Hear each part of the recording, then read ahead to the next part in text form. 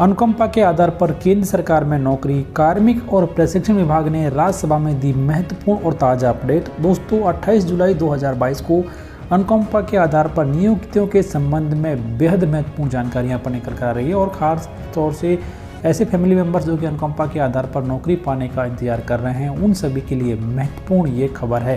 तो इसके बारे में पूरी जानकारी आपको इस वीडियो में दी जाएगी। वीडियो को आप लास्ट तक जरूर देखें।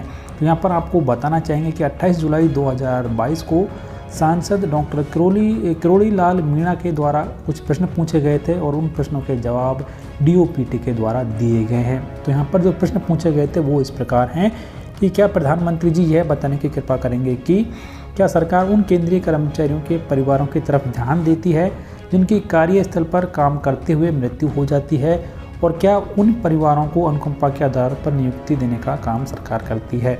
यदि हाँ तो उसकी कोई समय सीमा निर्धारित की गई है, यदि नहीं तो इसके क्या कारण है?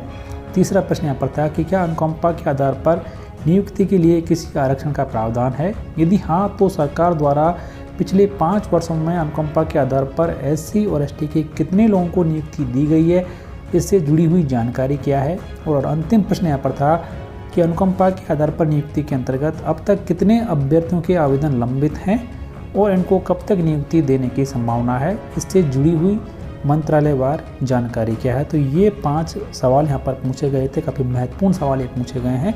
तो इन सभी सवालों का जवाब यहाँ पर प्रधानमंत्री कार्यालय में राज्य मंत्री डॉक्टर जितेंद्र सिंह के द्वारा दिए गए हैं, जो कि इस प्रकार हैं। तो यहाँ पर जवाब दिए गए जो इस प्रकार हैं, आप देख सकते हैं कि केंद्रीय सिविल पदों में अनुकंपा के आधार पर नियुक्तियां करने के लिए समय समय पर यथा संशोधित निर्देश DOPT के दिनांक 9 अक्टूबर 1998 के कार्यालय ज्ञापन के माध्यम से जारी किए गए हैं।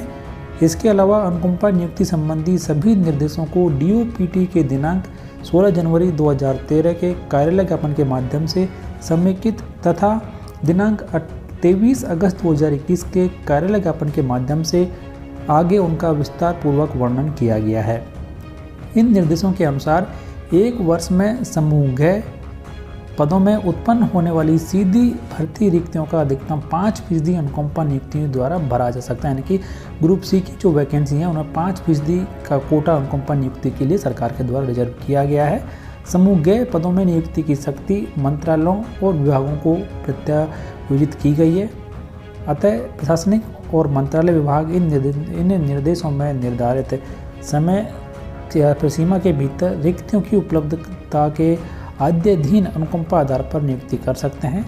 ऐसी नियुक्तियों के संबंध में किसी कैलेंडर या समय सीमा का आवश्यक रूप से पालन करना होता है। अनुकंपा के आधार पर नियुक्ति के लिए चयनित किसी व्यक्ति को उचित श्रेणी के समक्ष आरक्षण रोस्टर में समायोजित करना होता है, अर्थात SC ST अन्य पिछड़ा वर्ग और सामान्य श्रेणी से संबंध रखने वाला एक उम्मीदवार रोस्टर में अपनी श्रेणी के लिए आवंटित स्थिति को धारण करेगा। अनुकंपा नियुक्तियां करने के लिए संबंधित मिनिस्ट्रीज और डिपार्टमेंट्स में विचाराधीन मामलों, आवेदकों की श्रेणी, अनुकंपा के आधार पर की गई नियुक्तियां आदि से संबंधित ब्यौरे केंद्रीय रूप से नहीं रखे जाते हैं। यानी कि DOPT के पास में ऐसे कोई केंद्रीय जानकारी नहीं है कि कितने कर्मचारियों के आश्रितों को नौकरी दी गई है, कितनों के आवेदन आए थे और कितने विलंबित हैं। ऐसी जानकारी फिलहाल DOPT के पास में नहीं है, लेकिन ये महत्वपूर्ण जानकारी फिलहाल DOPT की तरफ से दी गई है कि 5% का जो कोटा है वो अनुकंपा के आधार पर नियुक्ति करने के लिए रखा गया है। एक तय समय सीमा के अंदर ही भर्ती की जाती है, लेकिन तय समय सीमा कितनी है ये यहाँ पर स्पष्ट रूप से नहीं बताया गया है।